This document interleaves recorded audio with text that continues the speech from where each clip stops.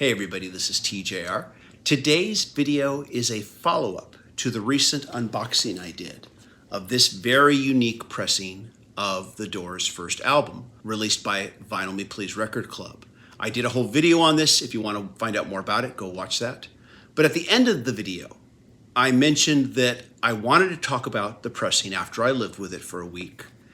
But I also wanted to do a mono versus stereo comparison because this edition is in mono. And recently, I also picked up this 50th anniversary Super Deluxe edition of the Doors' first album that features 3 CDs and a vinyl record. The 3 CDs include the stereo mix, the mono mix, and also a vinyl pressing of the mono mix, with the 3rd CD being a live recording. So I thought it would be interesting to, first of all, compare mono to stereo, and also to compare the 2 pressings against each other. So first of all, let's talk about mono versus stereo. Sometimes mono mixes can produce uniquely interesting results that you just can't hear in stereo, and vice versa, of course. A good example is the UK version of Aftermath by the Rolling Stones. I, for a long time, owned the stereo version of that album. Then I got my hands on the mono version. I actually preferred the mono version over the stereo version because the mono version just had a beefier sound to it, just had a thicker sound to it that wasn't there in stereo. So there are times when, you find different advantages between each one. This time, however, hands down, I would have to say that the stereo version of the Doors' first album is better. And here's why.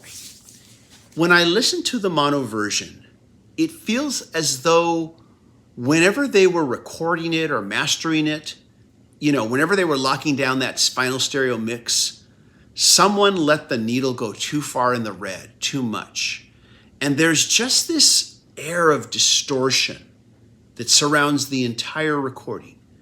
It's at its worst on the opening track, which is Break On Through to the Other Side. It's not as bad on some of the other tracks, but it's still there. And on the stereo version, it's not there at all. It's completely gone. I don't know why. I would say the difference is like having foggy glasses, looking at a painting through foggy glasses, and looking at a painting through glasses that, you've just cleaned or are brand new. That's the difference, really. I was kind of hoping that the mono mix might have some cool textures to it, but for the most part, it doesn't. There might be 1 or 2 tracks, like Alabama Song. The mix in mono, once you can get past that little layer of distortion, that like fog film on top of it, once you get past that, where that song works better in mono than it does in stereo. There's a few moments like that, but mostly the stereo mix is infinitely better. And of course, when you have stereo, there's going to be, of course, separation between instruments that you don't get in mono. So with that combined, it's hands down the stereo mix.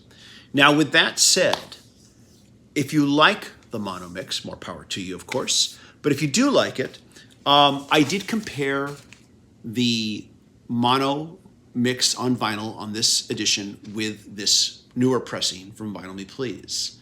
And I would say that the Vinyl Me Please version is better.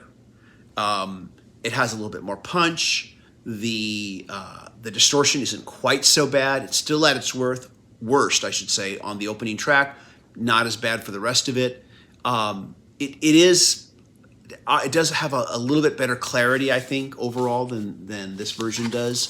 So this is clearly the way to go. If you do like the mono mix and you can get your hands on this pressing from Vinyl Me Please, I would recommend you go with that. Otherwise, though, if you have it on stereo, CD, or vinyl, I think you're going to have a more enjoyable experience. With that said, the last thing I want to talk about is the 3rd CD in this set.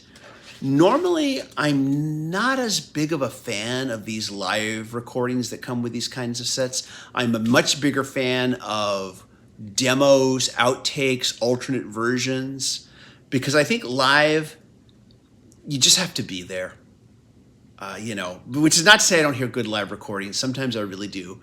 And I'm happy to say that this is one of them. And I really wasn't expecting this. This CD is entitled Live at the Matrix, San Francisco, California, March 7th, 1967. And so this is a really early recording of the band.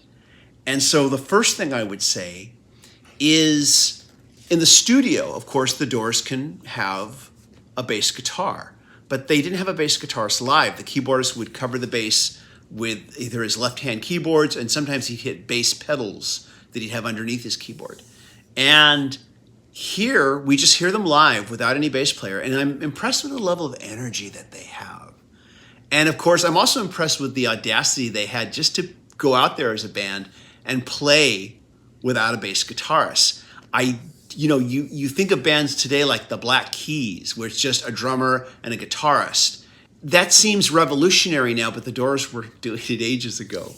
At any rate, though, but I really was impressed with how good they sounded, how tight they sounded. There's a real energy to this live disc.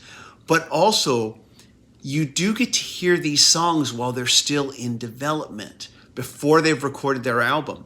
A good example is Light My Fire, which doesn't have the same introduction.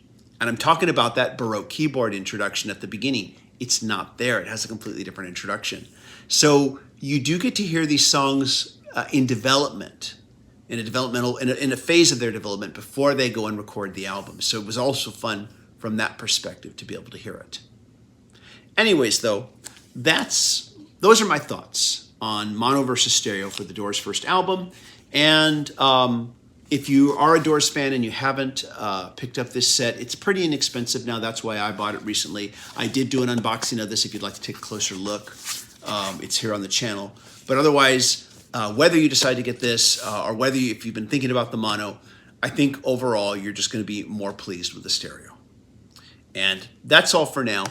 If you like what I'm doing here, be sure to click like, click subscribe, smash the bell notification icon so you can know when I release new videos. I want to thank my patron supporters. If you'd like to be a patron supporter, please go to patreon.com/TJRTheOriginal. If you can't be a patron supporter, you can show your support by just clicking like. You can show your support by sharing these videos on your social media. Everybody, thank you so much for watching. Hope you all stay safe and healthy.